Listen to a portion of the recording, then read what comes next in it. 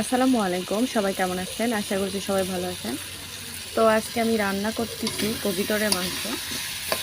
তো এখানে প্রথম থেকে আমি দেখাতে পারিনি ভিডিওটি।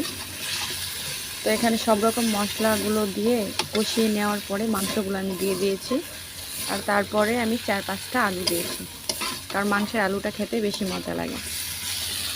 তো এই যে কবিতরের মাংসটা রান্না করতেছি বাবুর জন্য। বাবু কবিতরের মাংস খুব পছন্দ করে।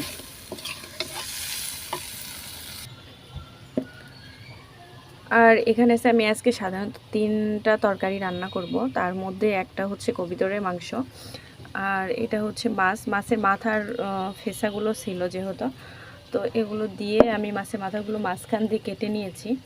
তো এগুলো ভাজবো, ভাজার পরে এখানে মশলাও করে রাখছি। ভাজার পরে এই যে মিষ্টি কুমড়ো, তো এই মিষ্টি কুমড়ো দিয়ে রান্না করব মাছগুলো।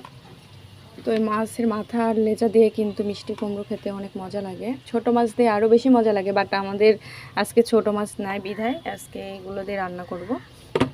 আর এখানে আছে ছোট আলু, দেশি ছোট আলু দিয়ে আমাদের ছাদ বাগানের সিম। তো আমাদের ছাদ বাগানের সিম প্রায় শেষ আর নাই।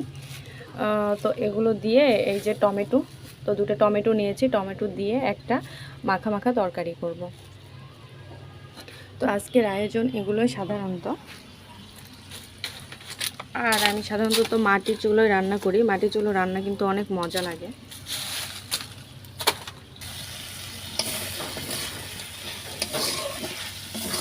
তো এই মাংসটাকে আমি সুন্দর করে কষিয়ে নেব।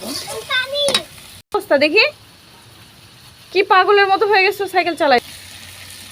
তো এই যে আমার সুন্দর করে কষিয়ে নেওয়া হয়ে গেছে। এখন আমি একটু পানি অ্যাড করব সেদ্ধ করার জন্য।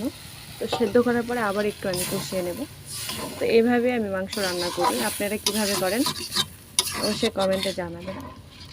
ভিডিওটি যদি ভালো লাগে থাকে অবশ্যই লাইক করবেন, শেয়ার করবেন। সবাই ভালো থাকবেন। আল্লাহ হাফেজ।